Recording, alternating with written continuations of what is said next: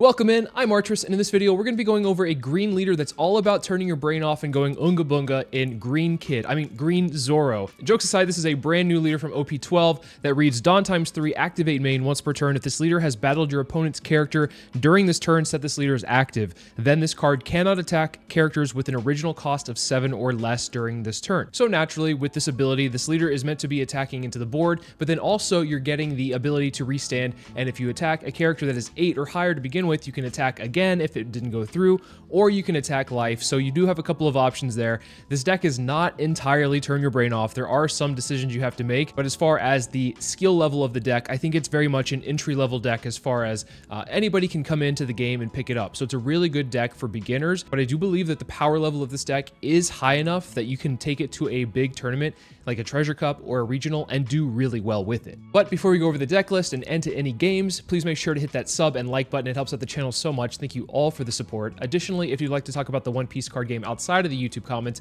make sure to join the Discord community. The link for that is in the description below. Something to note is that most of the green Zoro deck lists are very similar as far as the deck composition, because a lot of support that has come out for this leader is in OP12. But that being said, let's go over what we have. Starting off, we're playing a playset of Hiyori. This is a searcher that you pay 1 Dawn and rest this character. Look at the top 5 cards of your deck, grab one / attribute type card or a green event, and then put it into your hand, and then put the rest at the bottom of your deck in any order. It's great because this effect is repeatable, so if your opponent doesn't answer it, you can get multiple searches off over the course of a game. Now we have a playset of Perona, which is the same thing as Hiyori, except the effect is not repeatable. You do get to look at the top 5, grab a / attribute card or a green event, but the thing is, with this card, you can use it to attack into maybe some smaller bodies on top of your leader ability as well. So Perona is good to be able to clean up maybe searchers on the opponent's side of the field, or also if you're going against Rayleigh, getting rid of some of their small searchers that might turn into attackers. We're running a playset of Kushiro. This is a 2-cost blocker. Very useful for this deck because it says if one of your cost 5 or lower / attribute characters other than this character would be KO'd by an opponent's effect, you may rest this character instead. So it protects a lot of your characters on your board, because most of the characters you have in the deck are going to be / attribute and around the 5 cost or lower. We're running a playset of Tashigi. The best 2k counter for green, just protects your board from any kind of removal. So if something gets removed outside of this Tashigi, then you can just rest this. Keep in mind though that this does not protect other Tashigis. So you have a 5-cost Tashigi in the deck. It does not protect that, but it protects any other green card you have. Next up, we have a playset of 2k counters in Shimatsuki Kuzaburo. Probably butchered that, but we got as close as we could. It says on play, rest up to one of your opponent's characters with a cost of 2 or less, then KO up to one of your opponent's rested characters with an original cost of 1 or less.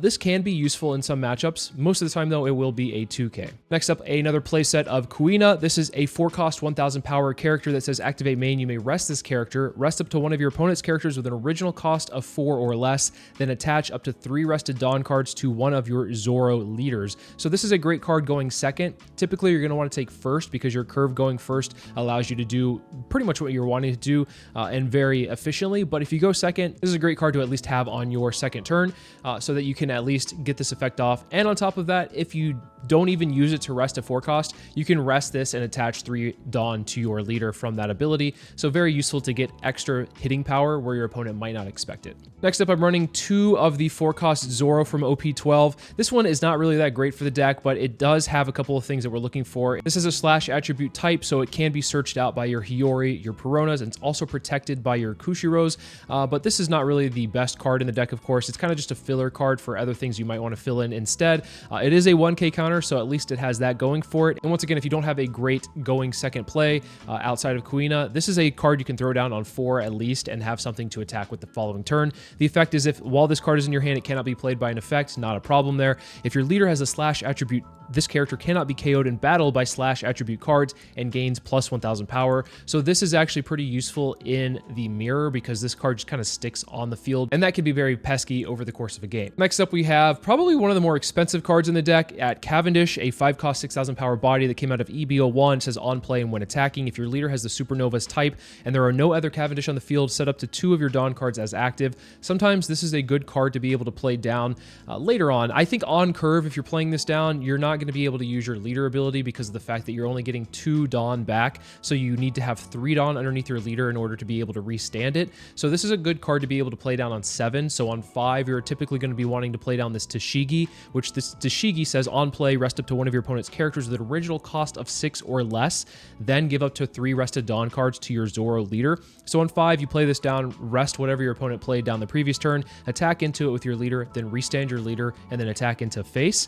And then the following turn, you can play this Cavendish down because you're on 7. You don't really have that many great plays on 7 outside of playing another 5 cost. This one will at least give you more of value back based off of you can get 2 Dawn back with this. And this will help you with subsequent turns, getting even more Dawn to get even more hitting power. But if you don't have any other play on 5, Cavendish is also fine. Next up, we're running a playset of the X-Drake 2K counter. I think this is really perfect for this deck for a couple of reasons. It has slash attributes, so it's grabbable off of Hiyori and Perona, once again protected by Kushiro if it hits the field. Then it has an effect that's actually pretty useful for this specific leader, saying on play, if your leader has a Supernova's type, rest up to one of your opponent's characters with the cost of 5 or less, then set up to one of your Dawn cards as active at the end of your turn. And that's really useful for mostly Bonney, of course, but it does allow you to rest something down if you do need it. I do think it's very useful because it is searchable, and of course you are able to get that rest off. So you're probably not going to be playing this down on curve. It's one of those, it's kind of like Cavendish where maybe it's better to play down towards the later stages of the game. I think Cavendish though fits like a better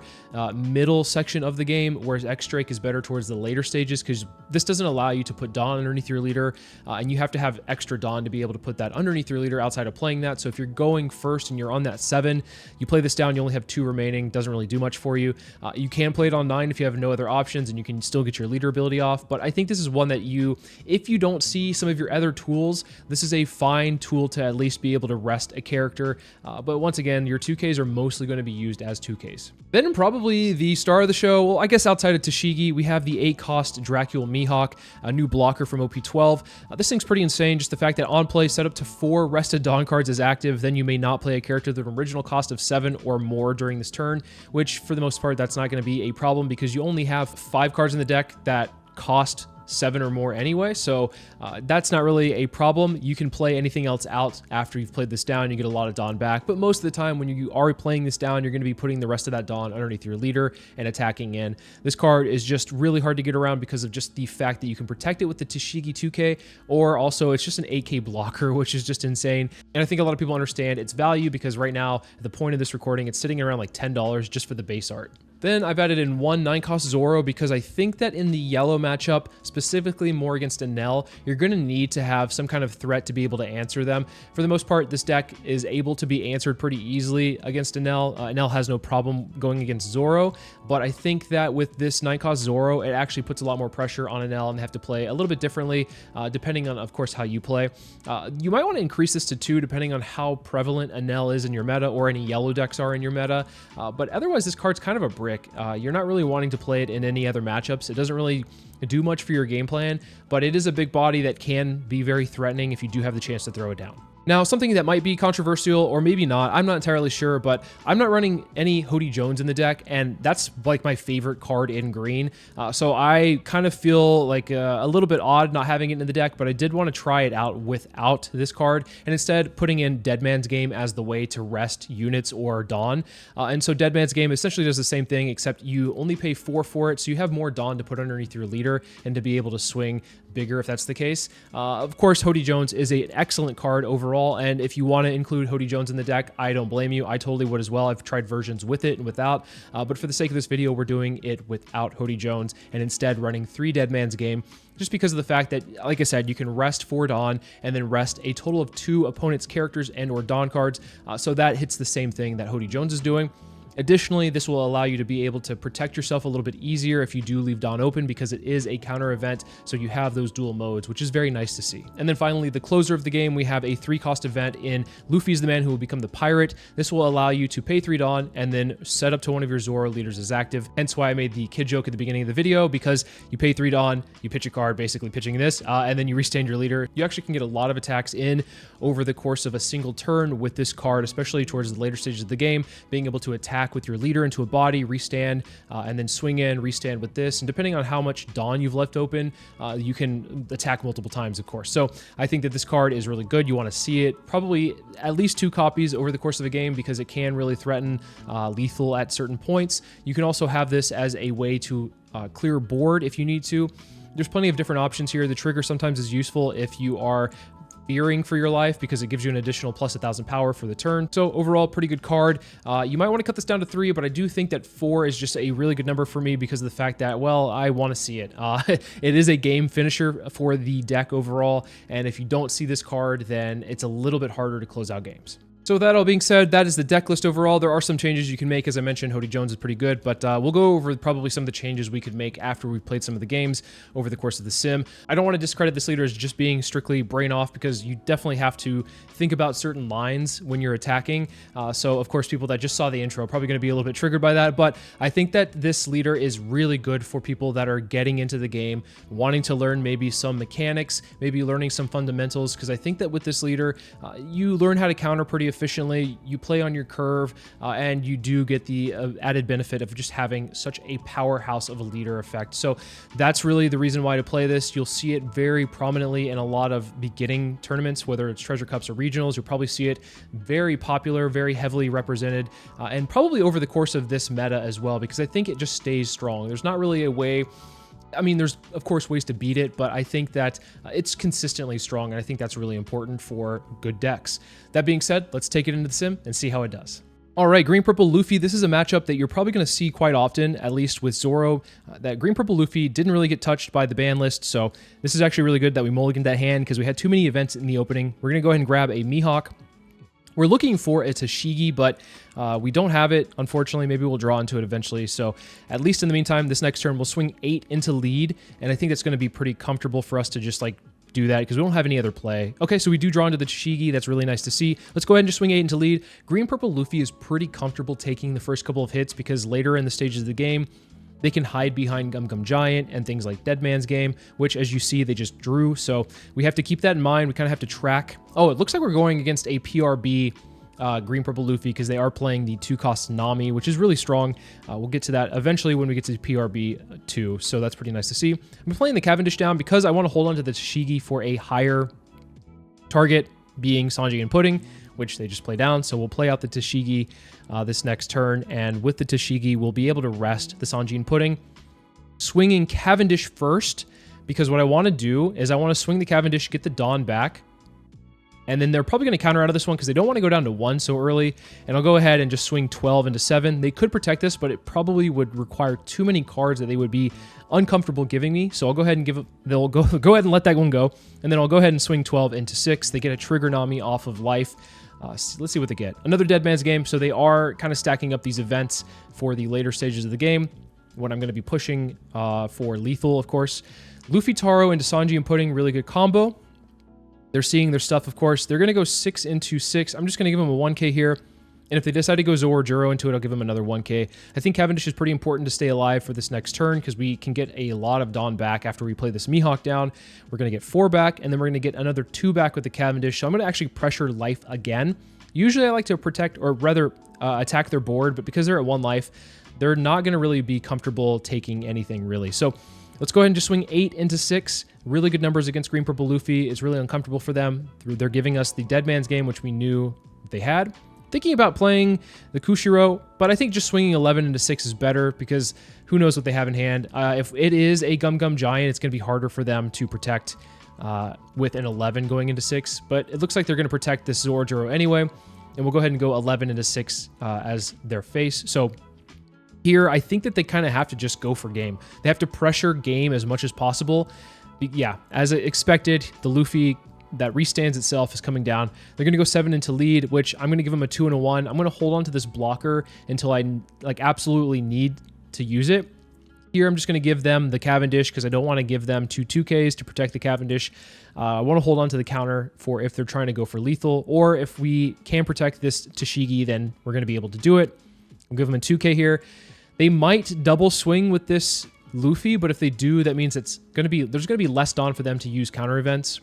So it doesn't look like they're using it. We'll give them a 2K here. And then, what a top deck. We're able to rest 2 of their Dawn with the Dead Man's Game, and that's going to make going for lethal so much easier here. We'll go 8 into 6. It probably shuts down at least 1 counter event that they had in hand. They give us a 2 into 1. We'll go another 8 into 6. There's a Gum Gum Giant. We know that they have a Dead Man's Game in hand, and they just surrender because they didn't have anything to protect a 10k swing coming their way. So yeah, that's why Dead Man's Game is so good, being able to just close out games with just a simple top deck like that. All right, going into Shanks here, this matchup, this hand is actually pretty solid other than the events, but we can use those for later. The hand is pretty good because we can get a search off. We can actually play out Kushiro if we need to. We have a Tashigi ready to go and a Kuina on curve. Pretty nice overall. I think we're just going to grab the Mihawk blocker because it's pretty hard for them to answer. Of course, this is going to go down. I feel like they should have just swung the Uta there, but I digress. We're going to go ahead and just rest this Hongo with the Kuina, and we're going to swing into the Hongo, and then we're going to swing into face. Which is pretty nice. Maybe they didn't want to give me any cards. Sometimes you don't want to give Zoro cards, but I feel like you just need to attack and give me pressure because I'm putting them on a clock here. So let's go ahead and play out the Tashigi. We'll put 3 underneath. We'll attach and then go 9 into 6. This one's going to be kind of annoying because they have to give us a 2 and a 1. They might just let it go as well, but who knows? We'll see. It's kind of annoying for Shanks to have to deal with this many attacks coming through, which, yeah, that's understandable. They're probably just not going to give us too many counter. They'll probably just take a couple of hits, go down to 3 or 2 life, and then have a bunch of cards in hand, which I think that's also a fine strategy for this matchup. But they need to pressure me pretty hard pretty soon because I'm still at 5 life, and they've already taken so much damage.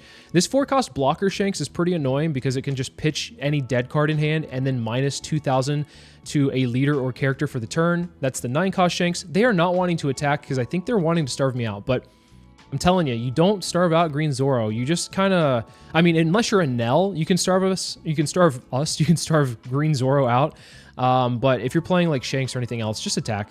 You need to put pressure on me because like I said, I'm giving you a clock, and it's unfortunate that you have to just deal with that, right? So 7 into 5, or it was 8 into 5, they give us the leader ability plus also pitching with the Shanks blocker. Are they going to block with it? They wouldn't, because then I would probably swing into it with my leader, which is smart. And that only 1 hit coming through anyway. So, okay, that's good for us. Good to see. They're on enough Dawn to probably answer the Mihawk if they needed to. Okay, so Otama coming down into Beckman, answering the Mihawk pretty strong. Once again, though, are they going to attack into us, or are they kind of just sitting back? They're just sitting back. Interesting. I think understandable why they probably just surrendered there. The fact I'm sitting at 5 life still, and I have a lot of pressure coming their way, and they don't have a lot of counter either. They don't want to jump their 10 cost because that's kind of their win con here. Moral of the story is attack Green Zoro if you have the opportunity, unless you're an L. All right, Teach is a matchup that I think we can handle this just fine. We apply a lot of pressure to them. And this curve is pretty solid as well. We have a Perona Searcher on 1. Maybe we can find out a Tashigi. We can get a Mihawk. I think Mihawk is a really good option if we don't find our Tashigis. And then on 3, I guess we could just swing 8. We could also play down the Kushiro blocker. That also might be a pretty solid option, especially with the Doc Q. I think Kushiro could be decent. But also, I wouldn't be opposed to swinging 8 either. I think 6 is just fine because they're going to take 6 likely anyway. As opposed to 8. I mean, well, I don't know. Teach sometimes is scared against Green Zoro, and they'll want to counter out of early hits if they can. But personally, if I'm Teach, I'm just taking this hit. So, yeah, that's fine. Here, they have to... I mean, they could rest the Doc Q and KO the Perona, and I could use the Kushiro effect as well. Oh, wait, I think Perona's special. She's special. She's not Slash. But regardless, at least we have the Kushiro set up for the following turn when we do play out a Cavendish, which is pretty nice here. This is going to be okay because we can swing into the Lafitte, which is one of the nice things here is that we can attack into the Lafitte and then restand our leader and then attack into face. One of the things that Teach really has an advantage of is getting rid of the board, so you have to waste swings on like some of these small minions like Lafitte, but with the Zoro ability, it kind of just counteracts that because you can attack into the Lafitte and then you can attack into the Teach. They're throwing down Doc Qs, and I'm not really scared of Doc Q. I'm just going to leave the Doc Qs on the field because they don't really do much. I'm not really scared of them. So here they black hold, which is unlucky, which means that we're going to go ahead and establish the Cavendish anyway. I wasn't thinking we aren't going to get the Dawn back regardless. We wouldn't be able to counteract the ability of like being able to attack twice. So unfortunate, but at least we got the Lafitte off the field. Yay. We'll take this 5 and that's fine. I think this next turn we're going to have to play Hiyori, maybe a Kuina, depends on what they play. And then we'll be able to at least use this Cavendish, hopefully, depending on what they play down here. Usually this play would be, okay, so I was going to say it's either a Van Augur or a Kuzan. Kuzan's a pretty good option as well, because what we can do here is if we get a Tashigi, if we're able to use it, then we can rest the Kuzan and then attack in multiple times with like a Cavendish, which unfortunately we didn't get it. Maybe we can find it with the Hyor though, because they didn't use their leader ability, so we do find the Tashigi. We're going to go ahead and rest this Kuzan, put 3 underneath our leader, swing 8 into 6 here. And I imagine that they're probably just going to bring out... I didn't even see what they put into their trash, but we'll find out in a second. They might not even... I was going to say, they might just protect it, but... Okay, Lafitte. We'll go ahead and attack the Cavendish into the Lafitte. We'll restand 2 more, and then we'll restand our leader, and then attack 10. Kind of awkward that we got the Dawn back afterwards and attacked really big because they were going to probably take it anyway, but oh well, it is what it is. And this next turn, what we can end up doing, they're going to be using their Dock Q to get rid of the Hiyori. That's fine, not a problem, but we want to make sure that the Cavendish isn't just attacked outright so that we can keep this alive or potentially keep the Tashigi alive as well. That's why Kushiro is really good here. And the next turn, what we will be able to do is play out the 8-cost Mihawk. So I don't think that we're going to be able to get our leader, or rather our on plays off because of the teachability. So I wouldn't imagine that the Mihawk is going to restand. But because we're going first, and if the Cavendish survives, if we play out the Mihawk on 9, we have 1 Dawn open, and then we can swing with the Cavendish, get 2 more open, and then put the 3 underneath our leader. I don't want to swing into the Dock Qs though. I know that they're like juicy targets, but I don't want to give them more card draw. Van Augur is one that I actually don't mind, though. I will attack into the Van Augur. That is something that is important for me to get off the field because it does have cost reduction and can be coupled with the Dock Qs, and if it stays on the field, you can add more. I'm protecting this Cavendish because it is going to help me really push forward with at least getting close to closing the game out.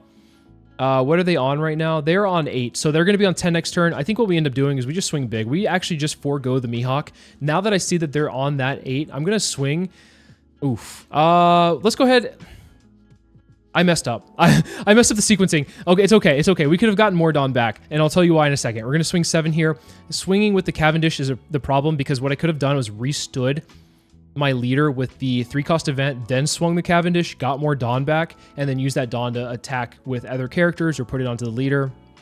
We'll swing 7 here. Yeah, it is what it is.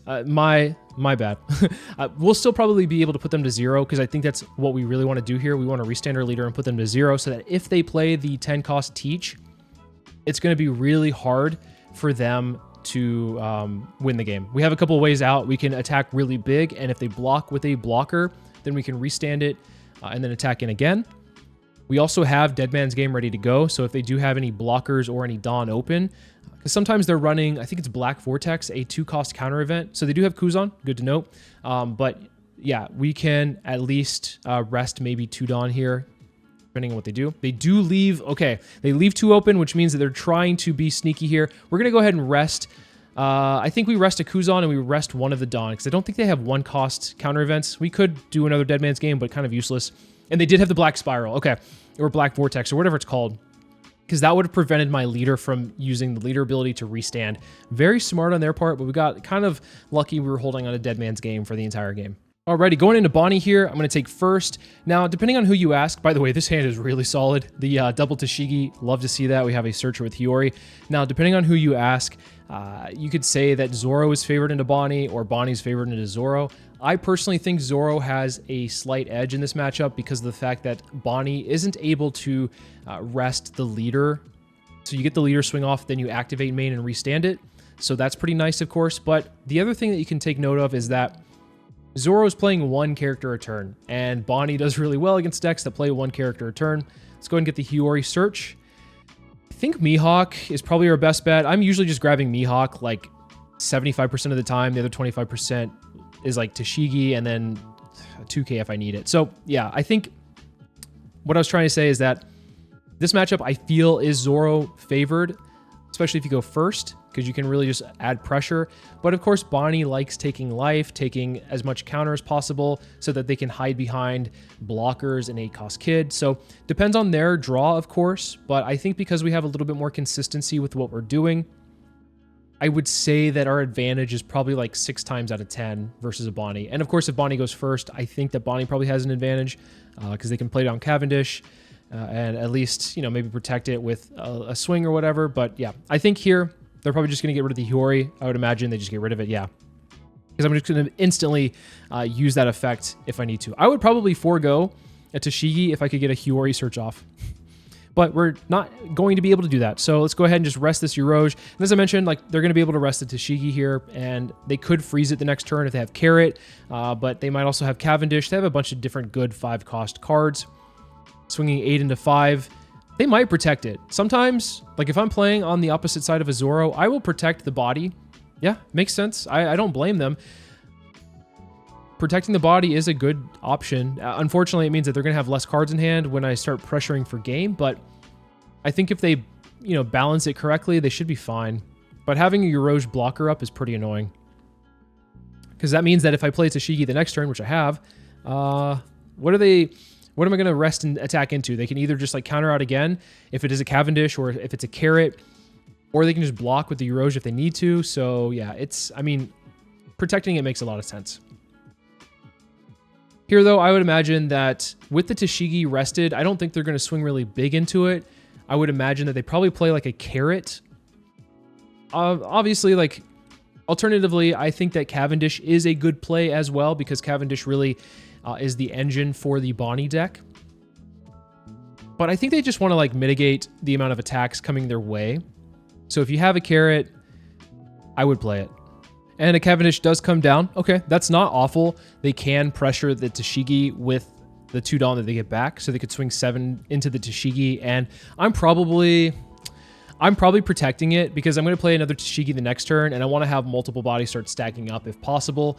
So if I can protect it, I will. Oh, I forgot that they have the Uroge, so they can actually just swing 8.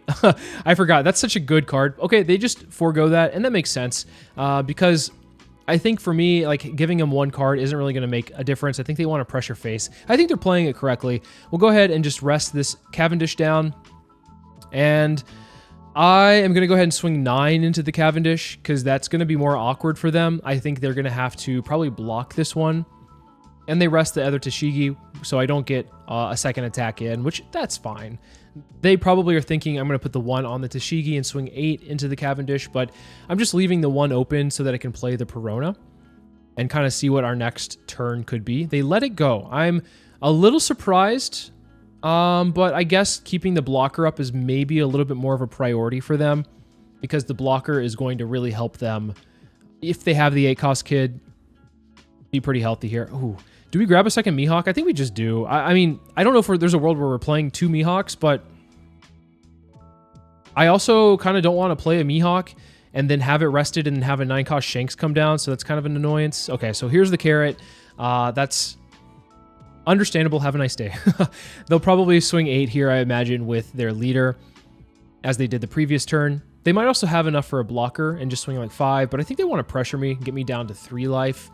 And usually with Bonney, they want to pressure you. They want to do like these little chip swings, but I have a lot of counter in hand as well. One of the reasons why this 4-cost Zoro is a good card in general is because if they do swing 5 with the chip swings, we can counter out pretty easily. Okay, so the Mihawk was a mistake. We have too many Mihawks. It's enough slices. So we are going to be able to restand 4, and then I'm going to use the Hiyori to... I'm gonna be greedy. I'm gonna see if I can play this down. I haven't had a chance to play it down. And I mean, it's not the best matchup to do it, but maybe if we get the chance to play it, it'd be kind of cool. For everyone out there, I would say don't follow that advice. Don't take the Zoro there. Take a counter if you need to instead. I think it's the better option. And yeah, they rested the Mihawk as expected, because for me, I imagine that the Mihawk being rested means that they probably have a 9-cost Shanks coming down. So it is what it is. But if we're comfortable, if we're like healthy enough, they're countering out with 3 1Ks. Oh my god, they are scared. This is really good. Okay, so yeah, Shanks as expected, but they have 2 cards in hand. So I think we're looking pretty solid. They are able to rest Tashigi, so I guess, or keep 1 rested. I guess I would imagine that we probably don't have the amount of comfortability to play out the 9-cost Zoro at this point, because we're probably going to have to take this one, and then we'll counter out of the leader swing. They do freeze that one Tashigi, and they are able to, with the Uroge, rest the other one. So this Uroge is actually putting in a lot of work. Really annoying, of course. Let's go ahead and just rest the Hiyori, see what we can grab. We could grab this Tashigi and be really greedy with what we have, but I think I'm going to not be greedy anymore. I'm going to take a 2K here, and then go ahead and play out this Mihawk, restand some Dawn, and then I think we just swing 8 into the Carrot. We're going to leave some open because in a world where they do rest the Mihawk again, we can attack with the Tashigi. I think that they would probably want to block this one. That was actually really nice that they didn't rest the Mihawk, so really good here. But that could also be a sign that they have a Hody Jones. But regardless, we'll force them to have the Hody Jones, see if they will rest both of the blockers here. So yeah, we read it pretty well. They have both. They have a Hody Jones, but it doesn't honestly matter because we have enough counter to be able to survive these hits, and there's no way that they can play a blocker at this point because we have the Kuina, so they kind of just have to go for game. The alternative play there was instead of playing the Kushiro, we could have left 2 Dawn open and then left the Mihawk blocker up. That might have been the better play if we were expecting a Hody Jones and we're scared of lethal, but we're not scared of lethal. So I think the better play there was what I just mentioned. The Kushiro coming down was like kind of a waste of a counter. 7 into 5, and then they're going to freeze probably... Okay, they freeze a Tashigi. We're going to go ahead and just counter out of this one because we can. They'll probably go another 7. I want to have them forced to use all their Dawn, which they just did. So we take the 7, they'll go 8 here, and we can give them a 2 and a 2. And then the Shanks will probably go into a Mihawk just to clear a body off the board. But it doesn't matter because we can put all of the Dawn onto a Tashigi and swing 17 for guaranteed lethal. Yeah, I think that we saw the nuts. We were very greedy, but we saw the nuts, and it got us across the finish line. So GG to the opponent. I think that if they had gone first, it might have been a different story. So yeah, a couple quick games there to show what this deck can do. I think that overall, if you're looking for a deck that, I don't know at the point of this video or the time that it comes out, if the deck is still cheap, but it's probably not. With the Cavendish alone, it's probably pretty expensive, but regardless, if you're looking for a deck that is competitive and easy to get into, and maybe you're the type of person that doesn't have the amount of time to grind decks like Rayleigh or Green Purple Luffy, Zoro is a great deck for you. So I think overall, this deck list looks pretty solid. Some adjustments I might make would be adding another 9-cost Zoro in if you expect a lot more yellow in your meta. Hody Jones is a card that I love, so I'd probably put that back in, and maybe have a mixture of Hody Jones with Dead Man's Game, maybe look to remove a couple of other cards here and there. But I think overall the deck list is pretty tight. You could remove, like I said, maybe a 3-cost event, run 3 of them instead, but you're kind of ruining your consistency at that point. I'm just the type of guy that wants to run Hody Jones, so not having a Hody in the deck feels sad. It overall feels sad. I just want to have Hody at some point. Just slamming a Hody Jones down just feels so good. So overall, that's the deck. Let me know in the comments below what you guys think about Green Zoro, and are there any spicy additions that I didn't think of that maybe you have in your deck list? Let me know. As always, thank you guys so much for watching, and I'll see you in the next video.